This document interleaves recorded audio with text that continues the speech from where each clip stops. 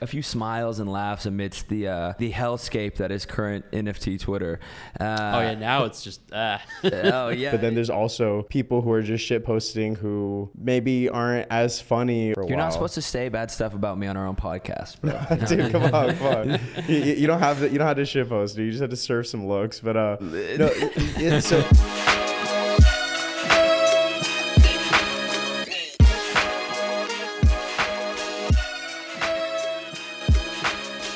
So guys, one of today's sponsors is the team over at OMG Kirby. OMG Kirby is a top 5 lo-fi musician with over 1.7 million streams per month on Spotify and are going to be a truly decentralized artist moving forward, with the OMG Kirby DAO voting on all future collaborations and creative decisions. They're partnering with Channel Trace moving forward, a deeply experimental musician who has recently moved into Web3. Channel Trace is a musician who has over 2.3 million monthly listeners on Spotify and has collaborated with people like Disclosure, Tyler the Creator, and Robin. OMG Kirby and Channel Trace are partnering for a collection with art done by the Werlen Meyer Studio. Werlen Meyer is a renowned French studio who's done animations with the likes of Wes Anderson and worked with brands like Ubisoft, McLaren, Red Bull, and others as well. Werlen Meyer has partnered with Channel Trace and OMG Kirby here for an upcoming collection, fully hand-drawn and animated, first of its kind, with 25 frames corresponding per second of animation. Since these are music-based NFTs, each NFT will include its own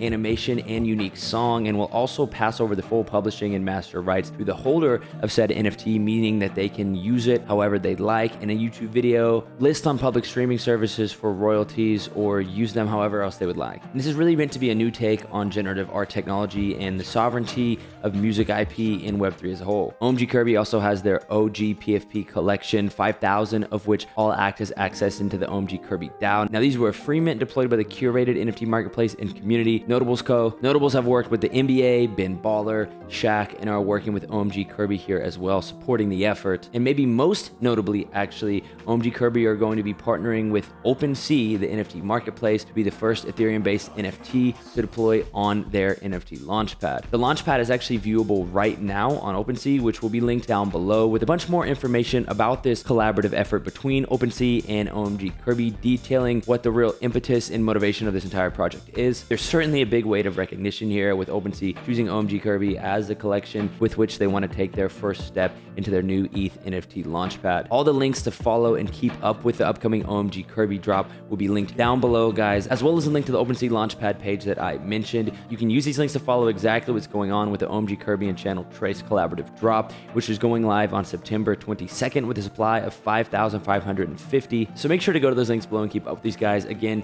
huge thank you to the guys over at Notable OMG Kirby for sponsoring today's video. And guys, please remember that this project, just like all the other sponsored segments on the NGMI podcast, have a material relationship with NGMI. You need to be doing your own research and making your own decisions about what you do and don't want to buy. And remember, guys, these are sponsors.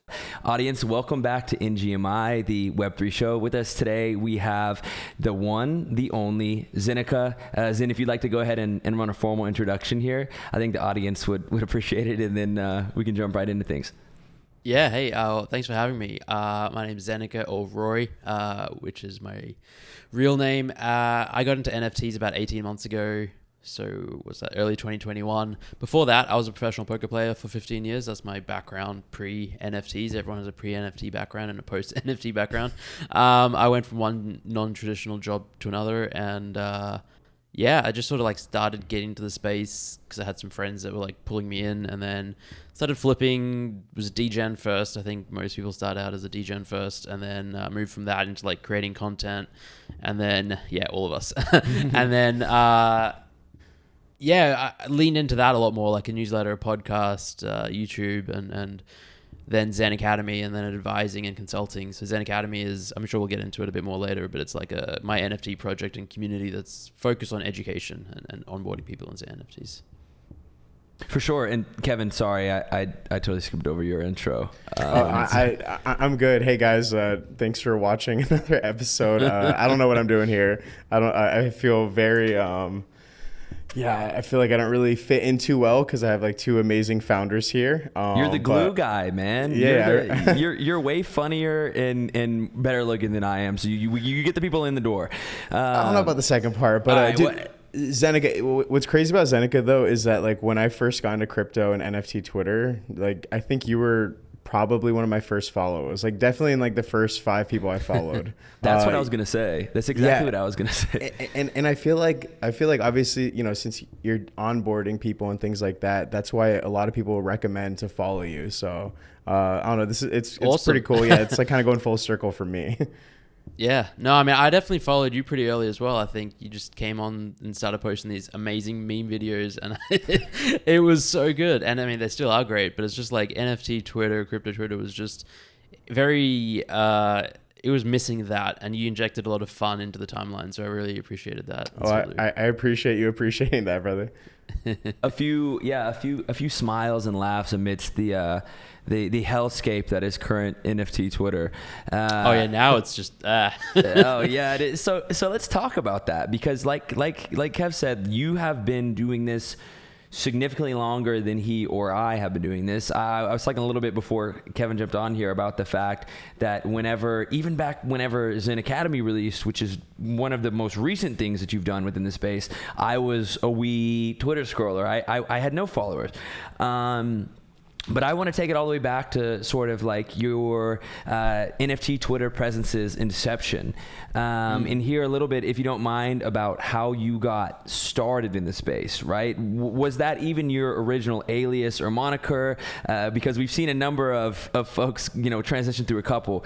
So if you could talk a little bit about how all this began, I think that would be a really cool sort of piece of info for a lot of our viewers who have probably been following you for some time now. Yeah, absolutely. So I first heard the term NFT in February last year, and I had a friend from poker, Jamie, who's a co-host of one of my other podcasts. He and I, you know, great friends. We chat all the time, and he asked me, "Do you know what an NFT is? Do you know what a hash mask is?" And I had no idea.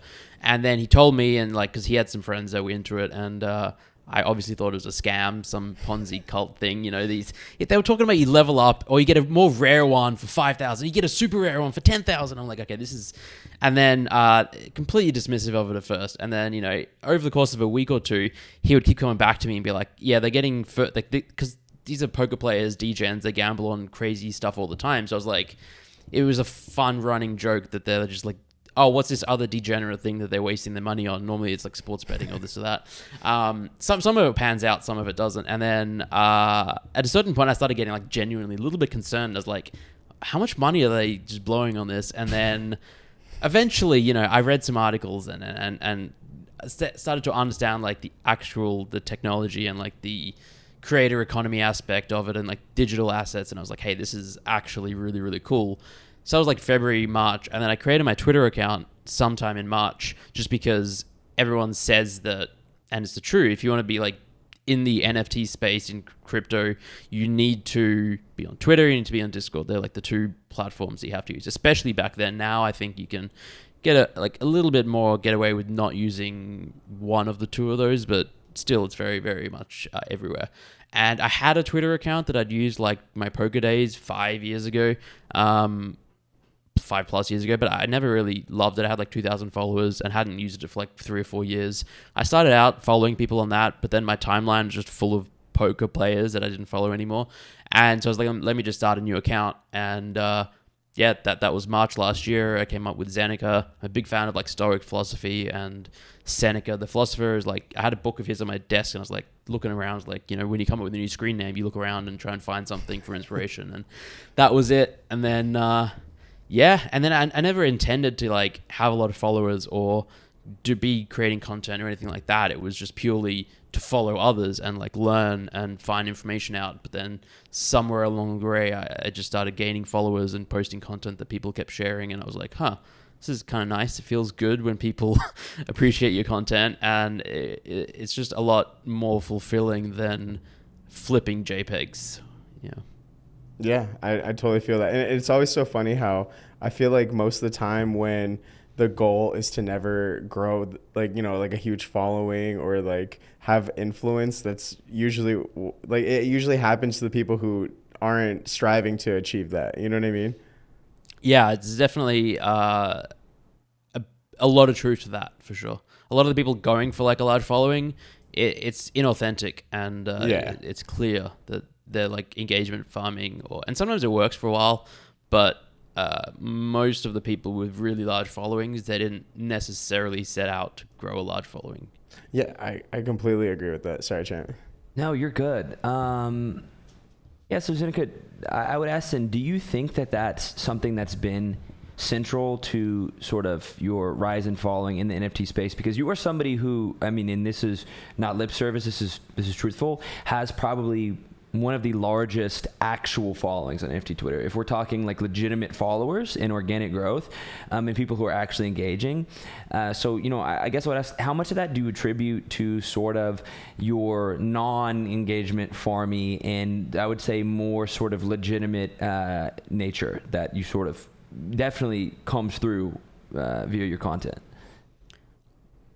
Probably a lot. I think, it's hard to put down metrics or like sure, see how much exactly it comes down to that. But I guess when I look at some of the other accounts that have 10,000 followers or 30,000 followers, or like there were a bunch of us that, a lot of it is just like right place, right time. And like I was creating content when the bull market was going crazy and people were joining in floods and following everyone that had a decent amount of followers. But, there was a time when there was me and 100 people that had like 5 to 10,000 followers, and then after a while, a few of us went to like 25,000 and then 50,000, and then it dropped off as you went up. And I didn't really look into it too much, but at a certain point, I looked back and was like, I wonder why it's happening that way, and like why am I getting more followers and so and so. And I guess it was just like the majority of accounts were a little more engagement farmy or inflationary in nature and a little more toxic, for lack of a better word, or those negativity or harshness. And that's just not in my nature, really. Like I've tried shit posting and it's fun sometimes, but it's just not, it doesn't come naturally to me, which is just, again, it's not necessarily whether it's good or wrong or right or what, but it's just more of it like it's different and it stood out compared to the rest. And I think that if you can stand out and be different, then that's one way to gain followers. But honestly, the thing I think that contributed the most was I started posting these stats on Twitter of daily floor prices of like all of the popular NFT projects. That's how I came across you. Yeah, exactly. And like I contribute 95% to that plus right place, right time, because there was no like NFT nerds or any of these portfolio tracker sites. OpenSea didn't even have full floor prices for projects. So there was just no way to figure it out without manually going and doing it. And it was saving people time. And I think that was just, it just blew up. So then that is really what I contribute the blow up to. It's kind of interesting how you're talking about like shit posting and like engagement farming and things like that, because I've had this perspective for a while, and like obviously I post like comedy style content and I shit post like quite often, but I feel like there's almost like a meta on Twitter right now where it's like people see shit posters and like people making memes and they're like, oh, they're getting a lot of engagement, or like maybe they're growing a following, so I'm gonna start doing that, even though that doesn't necessarily come natural to me, but I'm just gonna kind of do that to fit into the model of what everyone wants, or at least what my perception is of what everyone wants. And I've been noticing that too, because I see obviously like even shit posts, like there's some amazing shit posters in this space, but then there's also people who are just shit posting who maybe aren't as funny or don't have anything like creative to do with it. So that's kind of interesting, because I've been thinking about that for a while. You're not supposed to say bad stuff about me on our own podcast, bro. Dude, come on. You don't have to shit post, dude. You just have to serve some looks. But so one thing I wanted to ask you was, obviously there seems to be a tone of like more positivity when it comes to your presence, your brand, especially if you compare it to like anyone else as influential as you in the space. And so you seem to be a pretty well-rounded person, and it might have to do with your name being based off of stoicism. But I wanted to ask you, like, how do you balance your Web3 career and your personal life? Yeah, I mean, that's a great question, and with great difficulty. Oh, well, maybe not with great difficulty. I would say it's just not balanced. It's like I spend an inordinate amount of time in Web3, And well, I say that, but then like I do like force myself to take weekends off like most of the time, and I do set certain boundaries. But like when I'm working like during the day, like if I pull up my calendar, I probably had like 12 meetings today, and like it's just like I wake up and then just be in meetings and then creating content and doing stuff, a short break for dinner, but then I will like set aside specific time to just take off. Or like I just got back from a vacation 10 days, 12 days where it was not 100% off, but it was like, you know, mostly away from the space. How was it, by the way? Did you enjoy it? It was great. It was really nice. Yeah. Like I'm happy to be home because I'm like a homebody. I like home base and like stability and stuff. But no, it was lovely. Went to Florence in Italy and then Lucerne in Switzerland. And I'd never been to Switzerland to stay before. I'd passed through, and it was lovely. Like, yeah, it was beautiful. So it sounds nice. Yeah. Yeah. So I think just like forcing yourself to take breaks, and like this is something I learned from poker as well. It's being a poker player for 15 years, you get burnt out a lot. There's a lot of ups and downs, and a lot of the similar mental hurdles and things you go through where you're making money, you're losing money. If you're sleeping, but there's really good games, you feel like you should be playing. It's same as if you sleep and like you miss a mint. It's like, oh well, yeah, there's this FOMO, and eventually I burnt out. Like I'd have to take like 4 months off every now and then because I was just like dead, and because I've been going too hard. And then eventually you as you get older, you figure out ways to balance and find something, and like stoicism really helped. And I don't know, I'm just really fortunate to have gotten to a point in my 30s now where I can just be relatively balanced and happy with the way life is going. But it's just certainly not always like this. Like it's been a crazy ride too here. Okay, so I guess you're alpha for me then, because like I think I'm kind of experiencing. I feel like I've been experiencing a sense of burnout in a sense. It doesn't feel like like typical burnout, because I feel like whenever I used to feel burnt out, I normally wasn't really enjoying what I was doing, but I love what I'm doing. But I just feel exhausted and overwhelmed most of the time. And so I guess your advice to me then would to be like to mindfully like take off like certain amounts of time, or like take breaks, or even a vacation. I haven't had one of those yet, but yeah. Okay. Yeah, absolutely. I think like doing whatever you can to force yourself to take time away from the space, and it can be really hard because it's very addictive, it's alluring, there's FOMO. The bear market I think helps. Like it was really tough in the bull market to like be like, I'm going to take a week off. It's just, that was really tough. But now I think it just because of the bear market is a little easier for people.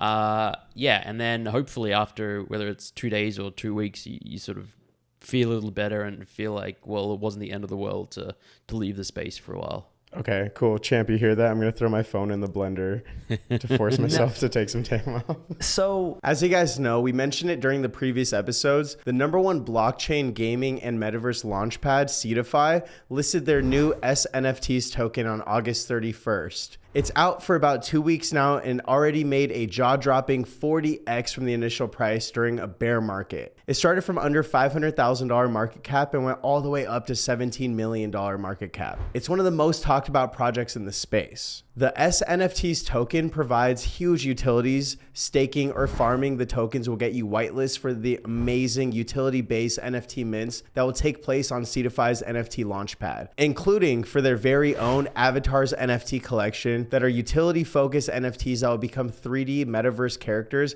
In order to get a whitelist chance for it, you will need to stake 500,000 SNFT tokens or farm 250,000 with the S Fund pair. In addition to that, each 10,000 SNFT tokens and 250 S Fund staked or farmed will bring you raffle tickets. Check out the project and get regular time-sensitive updates at Seedify Fund on Twitter. And guys, remember, this segment, as well as all other sponsored segments on the show, have a material relationship with the NGMI podcast. So please do your own research when investing into anything. Now let's get back to the show.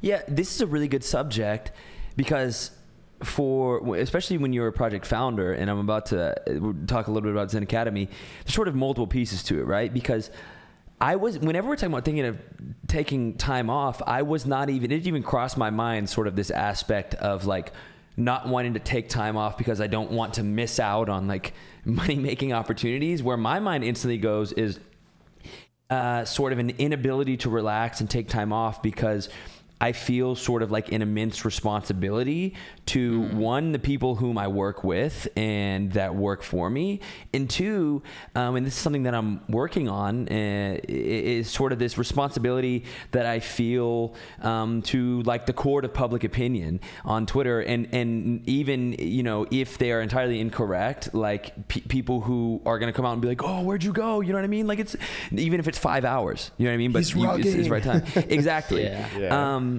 So I wanted to talk to you about that a little bit too, right? Because you run a project, and perhaps, you know, maybe before we get to this question, we talk a little bit about what your project is. So I'll put a pin in this, and we can, you know, revisit sort of that work-life balance and how you handle personally being a project founder.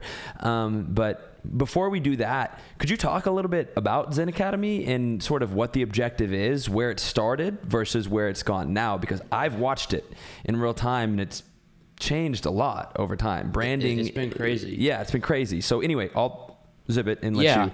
I'm going to quickly go back and touch on the founders taking time off thing, because I think that comes from just impossible, absurd expectations from token holders, community members, the NFT space at large, and it's literally impossible to live up to those expectations. And so when I launched Zen Academy, I hadn't formulated that into words, but I definitely recognized that aspect of things. And my approach was always under promise, over deliver. And I launched it in November last year. I started building. Okay, so let me take another step back. I first had the idea for Zen Academy in like June last year.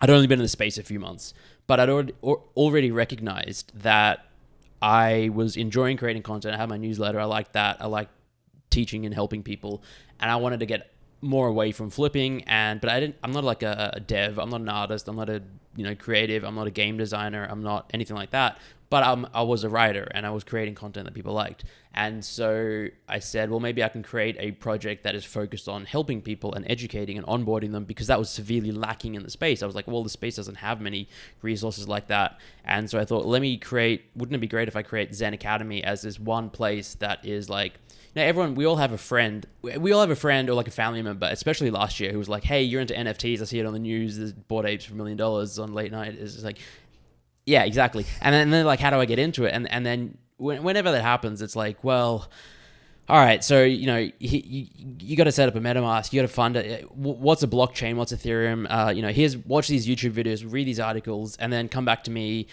join these Discord servers, follow these people on Twitter, come back to me, ask me 100 questions. I'll hold your hand, walk you through it. And the first question is like, what the hell is Discord? It's just like, the learning curve is so freaking steep.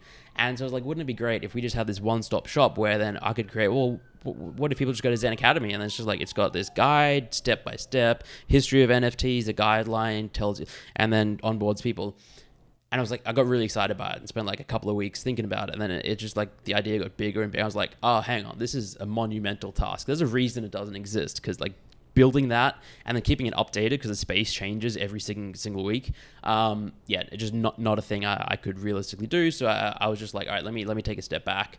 And I actually stopped the entire idea at that point. This was like July, August. And then I was planning to go to America in October for NFT NYC last year, Ape Fest. There was an Art Blocks event in Marfa. But then because of COVID travel restrictions back then, you couldn't even enter the US at the time from Europe.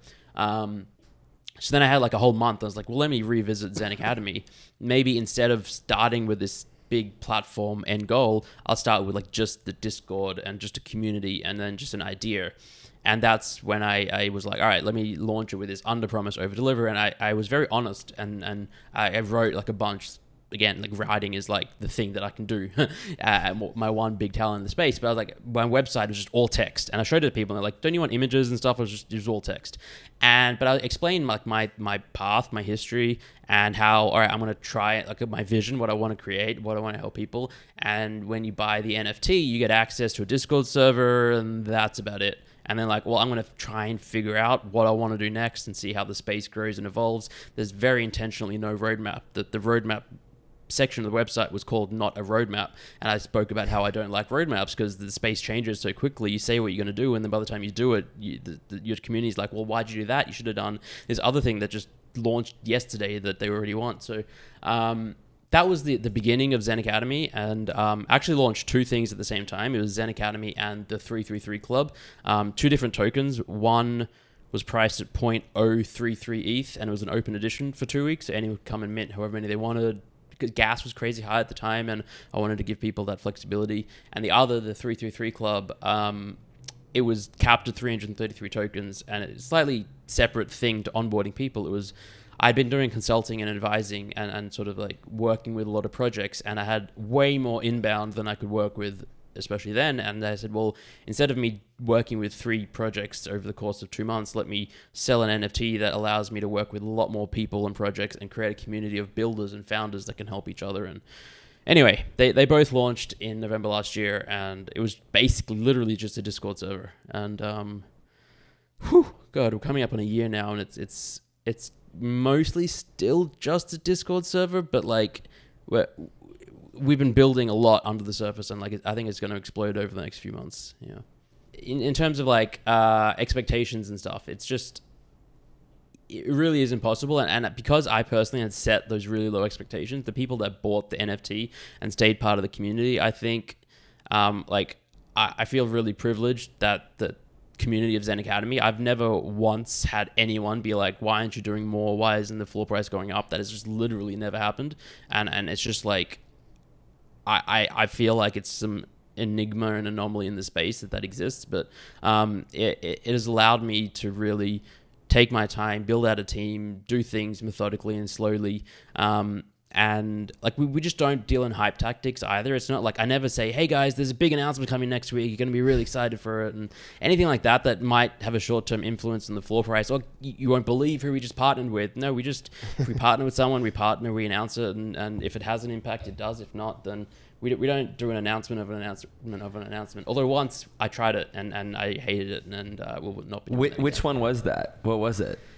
So in June this year at NFT NYC, we had just created a new website, and that launched, and it was just like a landing page. It's got some nice music and a image of the castle Zen Academy as a visual representation.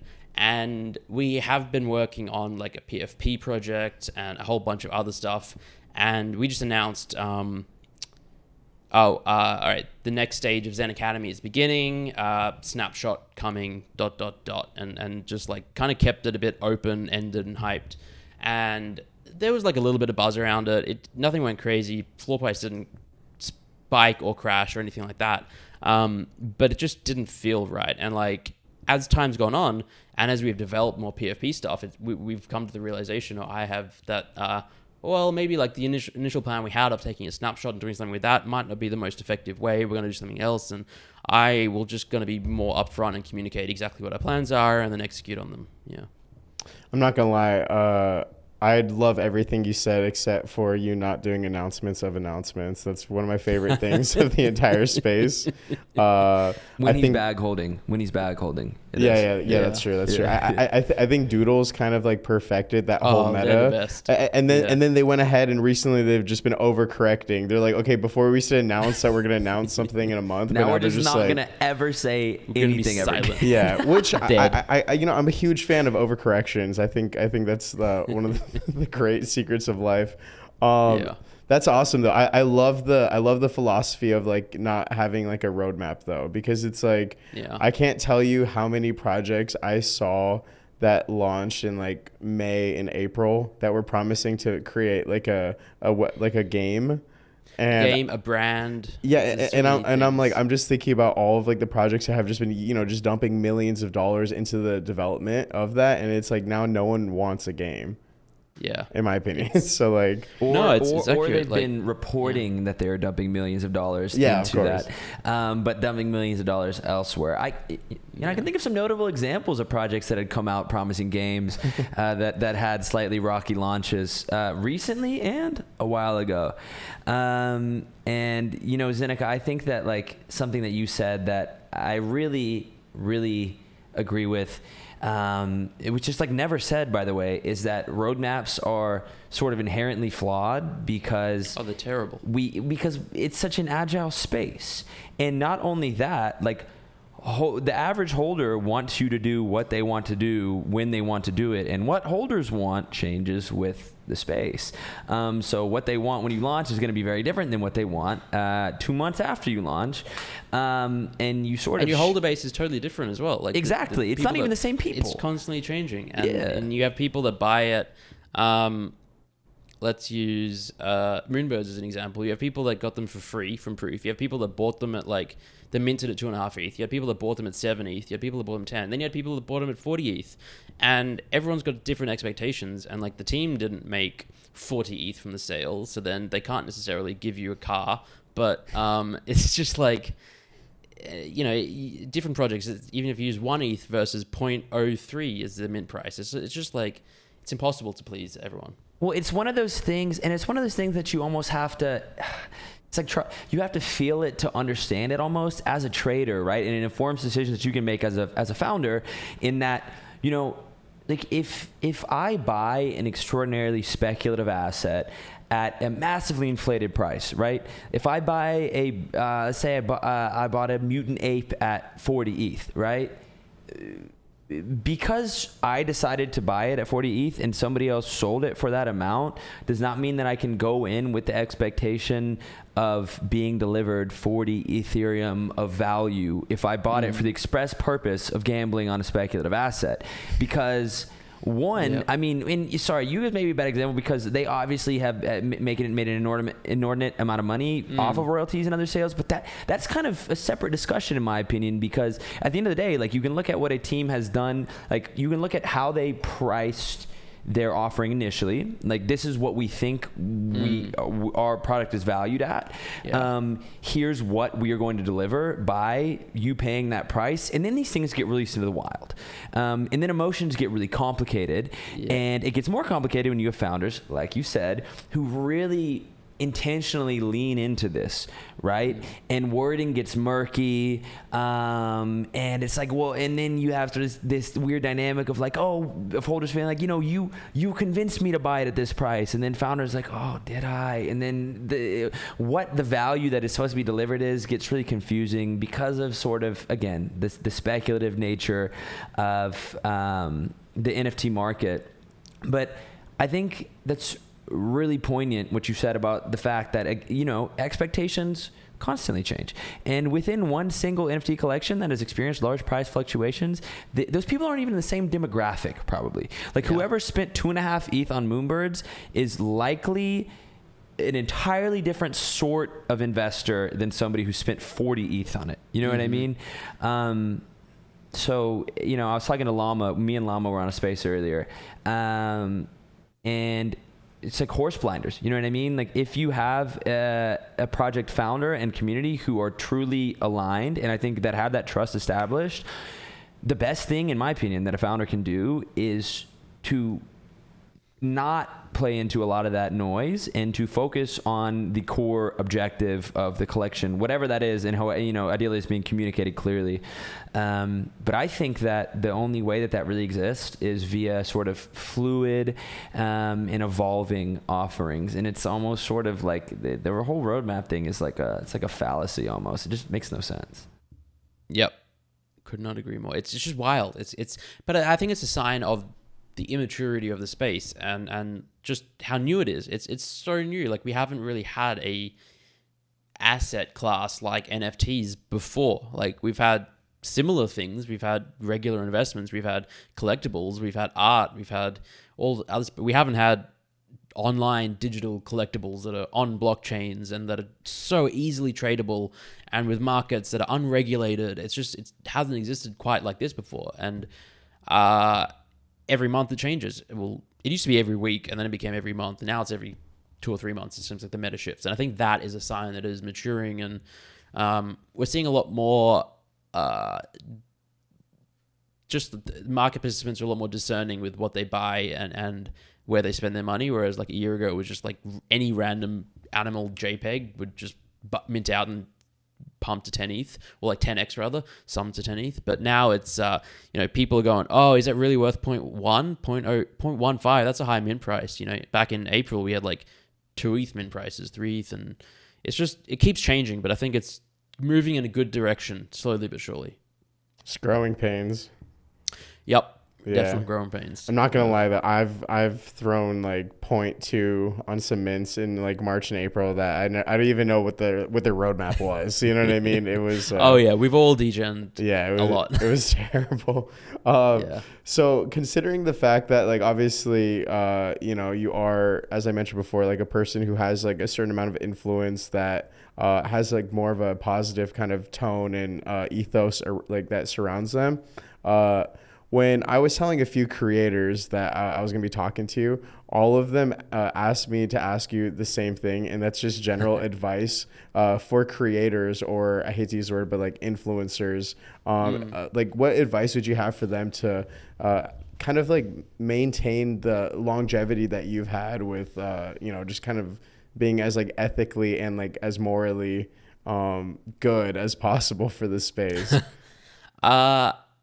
Yeah, I mean, I think it's not something I intentionally thought about too much when I was starting out, but then I kind of overthought it a bit. Maybe as I went from 20,000 followers to 50,000 or 100,000, it just seemed clear to me like there were certain influencers that were wildly unethical, and like Beanie being probably the prime example of last year, where he would just pump and shill and just do all sorts of shady stuff and release projects and there are a bunch of other people that would pump things and then dump them on followers, and it just became, it was like, well, it was so obvious that is wrong and everyone agreed it was wrong. It's like, okay, just don't do that.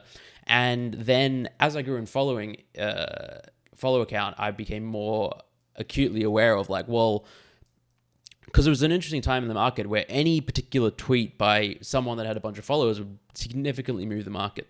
I could tweet a link to a project that's minting, and it would just instantly mint out. And that was a lot of power, and it's very scary. And so I just became very afraid to mention any project, and positively or negatively. And then I just really overthought it. And then eventually I came around and I was like, well, all right, so there has to be a way to talk about projects, but do it in an ethical fashion. And I guess it was just a lot of thought, but then I don't know the absolute solution, but it's just like, if you're paid to promote something, disclose it.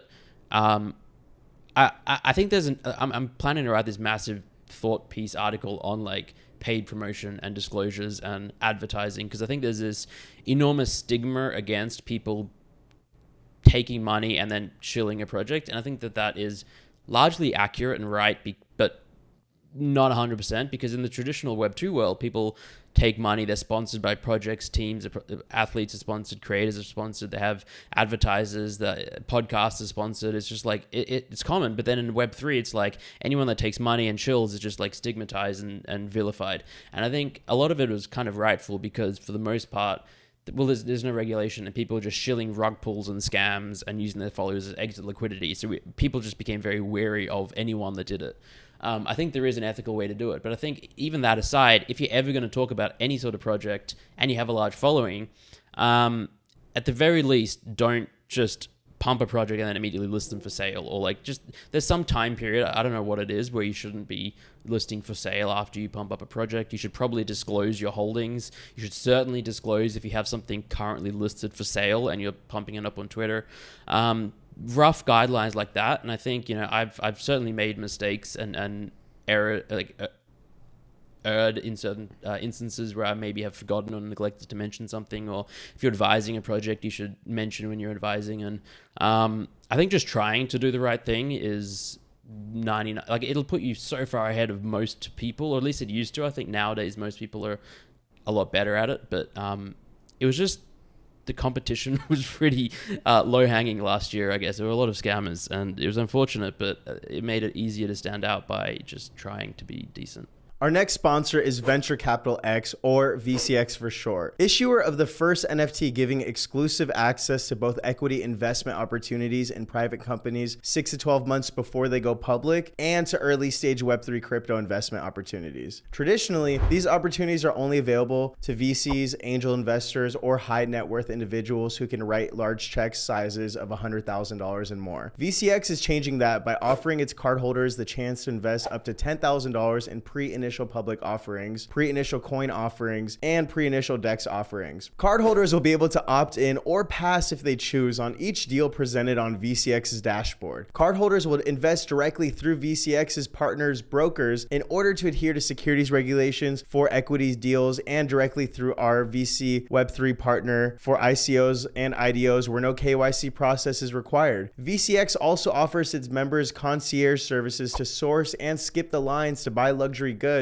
such as Rolex, Patek, high-performance cars such as Porsche and McLaren, to obtain discounts at specialty partnered hotels around the world, and to access to senior vice president level services at Sotheby's Real Estate in any geography around the world. To learn more, please visit VCX's website. And if you want to win a very exclusive whitelist spot, they have given us 25 spots to give away through a pre-mint raffle, which will be pinned at the top. As a reminder, this sponsor, as well as all of our sponsored segments, have a material relationship with the NGMI podcast. So please do your own research, and none of this is financial advice. All right, back to the pod. So you know what's funny? Well, actually, two things. First of all, I remember one time whenever I was brand new to NFTs, whenever you literally had tweeted out a project mint linked, and I had minted it instantly because of that. And I'm fairly sure I actually exited at a profit.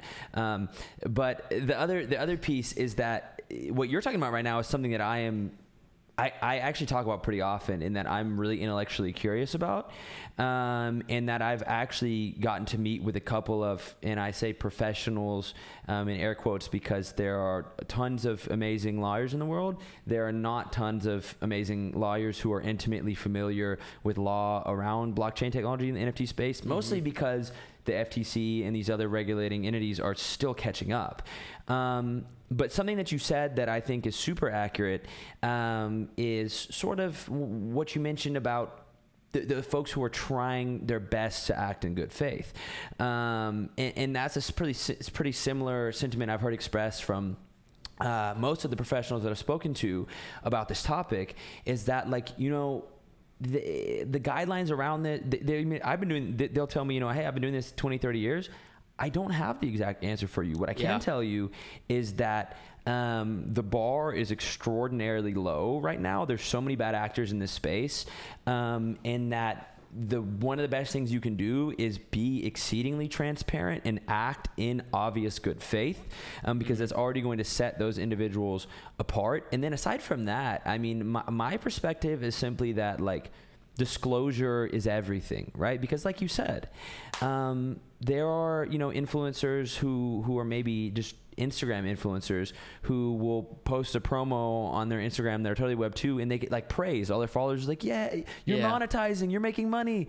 But there's this odd thing with NFT Twitter where it's like fully disclosed paid promo is just, you get lambasted. But the reality is that is much, much less dangerous than non-disclosed. So this culture 100%. Of that almost encourages creators to do, which is, by the way, which is entirely illegal to do undisclosed promo. That's a separate topic. That's just literally, but anyway, but like encourage them to do that instead, which is immensely more harmful, right? So in my personal perspective is that, like, if assuming you're doing due diligence as you would with any other promotion of you know, making sure you're not promoting projects that are bad, you're working projects you totally agree with, and are being extraordinarily transparent, as in, hey, for example, I'm advising this project, which means I have a material relationship with this project, which means everything I say about them is about to be biased, and being like, and not using sort of roundabout language, right? I think we're going to continue to see the space move in that direction, and I would rather see people ethically monetize and legally monetize than pump and dump on their followers, right? I think that's the most insidious thing that you can do in a position of influence, and I think more people are going to talk about it. I think it'll become a less taboo subject as people try and figure out how to monetize without just dumping on their followers. You know what I mean? Absolutely. I think, yeah, 100%.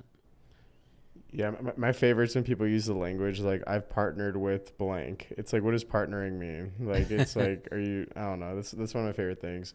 But also, shout out to Beanie. Honestly, you know, he's Is he still tweeting? I don't know. I blocked him a long time ago.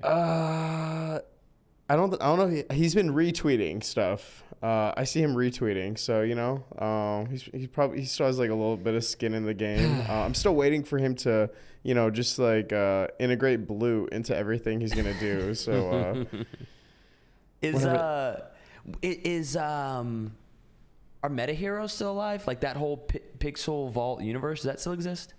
It's around. I think some of their assets have dropped like literally 99% because they just released infinite NFTs and made it so complicated. But it's still around. Didn't they raise like $1 billion or something for Pixel Vault? Something ludicrous, yeah. The roadmap, like we were talking about earlier, the roadmap, your money. They're building a game. My pockets. Your money, my pockets. Zeneca, hey, I know we're coming up on 5 minutes to your stop here. And something that's really important to me with everybody that you have on the show is making sure that you get to platform yourself as well as platform, you know, and get across any messages that are important to you, that are critical for you to communicate to anybody who's watching. So before we do jump here, I actually just kind of wanted to give you an opportunity to, if you'd like, you know, shamelessly shill anything you're working on, you're passionate about, whatever it is that you want to say, sort of give you a block to say that. And you could just ignore any FTC regulations as well. No, I appreciate that. No, I mean, something I wanted to say, and given we only have a few minutes left, is Kevin, I've seen some of your threads lately and some of the mental health struggles you've been through. And A, I appreciate you sharing them because I think not enough people talk about that stuff. And Thank B, you. I've been through a lot myself. You know, I've been suicidal in my past. I dealt with alcohol abuse. And there's just a light at the end of the tunnel. And, you know, I want to share that for you and for anyone that's listening. You know, people see the NFT space as toxic and cutthroat and it's all memes. But I think when you really get down to it at the end of the day, everyone is here for each other and we gotta look out for one another. So I appreciate that, brother. And honestly, like a lot of my, I'm a pretty honest and transparent person as it is, but I was always kind of nervous to be as honest and as transparent, like on Twitter, until I started like seeing like really like your page. Like, I'm not gonna lie. I got to give credit back to you though, because it's like, you've been one of the most honest and transparent, and you seem to always shine light on others that like usually never expect it, or like others that never really receive that light shown on them. And I don't know, like I feel like you're really good at giving flowers to others and for discussing topics that are usually pretty nuanced in our society. So I received the compliment. I'm just going to send it right back to you as well, though. But I appreciate that. I appreciate it. And I'm going to send it over to Champ over there because we've got to spread the love. But no, I appreciate that as well. And yeah, honestly, I think honesty is the best policy. It took me a long time to come to that. I definitely wasn't always honest. I was very closed off and didn't like to talk about anything really. But again, by some miracle, I got into my mid-30s and I'm for the time being mentally balanced. Let's hope it lasts. Okay, so honesty is the best policy. So take off lying from your roadmap and then just get rid of the fucking roadmap too. Yeah, just get the roadmap, throw it out the window, and you'll be golden. Cool. I love like that. brother. I think I'm trying to take a page out of you guys' book.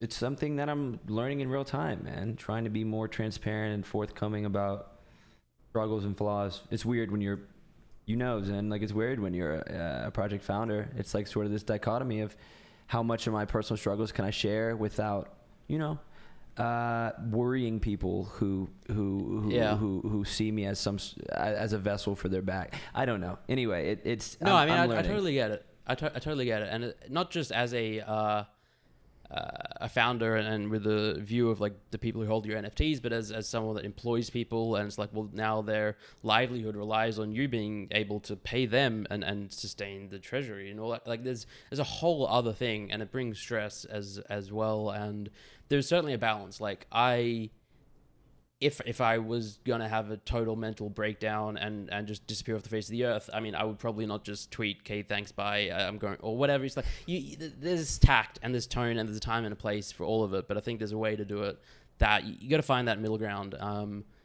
You don't necessarily need to air all your dirty laundry, but finding a way to do it, all your personal laundry, but like finding a way to do it every now and then it can be cathartic. It can be helpful to you. It can be helpful to others, and it can enhance the relationship you have with your team, with your employees, with your community, and everyone. Instead, like I think a lot of people are afraid that it's going to damage it, and if you're coming out every single week and the only stuff you ever post is negative, and you're complaining and sharing how you're going through a bad time, and all right, sure, if you do that for 8 months straight, yes, your holders are going to get concerned. But if you come out every now and then and be honest and all that, it's I don't think it has to be a negative. Yeah. Kev? No, I'm just enjoying this beautiful moment, But yeah, also Champ, I just want to give you some flowers too, because I feel like ever since you and me started talking and hanging out and stuff, you've been opening up a lot more about like your experience, and I acknowledge that, and I'm proud of you. Thank you. Gotcha. I'm doing my best. Learning from the best. Yeah. Zen, you're the man. I know we're over time. You're the man. I know we're over. No, you're the. You know why Zeneca's the man? Because he is a champs only holder. So is my obligatory. No, I'm just kidding. But the love is real, man, and I really appreciate you coming on the show and just being like way wiser than I am, and just generally a cool guy. So it's awesome. Well, I appreciate you having me. It's been a lot of fun. Yeah, I appreciate you coming on, brother. It's been an honor, and I'm looking forward to talking to you more outside of this too. Yeah, absolutely. Are you guys going to be in Vegas by any chance in October for the Web3X conference thing? We will be doing a live podcast at DGen FT, which is around the same time as that too. That's that. Okay, cool. Well, maybe I'll bump into you there. Okay, cool. Sounds good, man. I'd love to, man. Awesome. Well, I appreciate it. I'll let you run, but this has been one of my favorite episodes we shot. If you ever need anything, man, I'm an open book. Feel free to reach out. Kevin's the same. Likewise. I think. So anyway, guys. Appreciate it. Yeah, I think that's a wrap. Yeah, I appreciate your time, man. Thank you. Yeah, likewise. Thank you. Take care.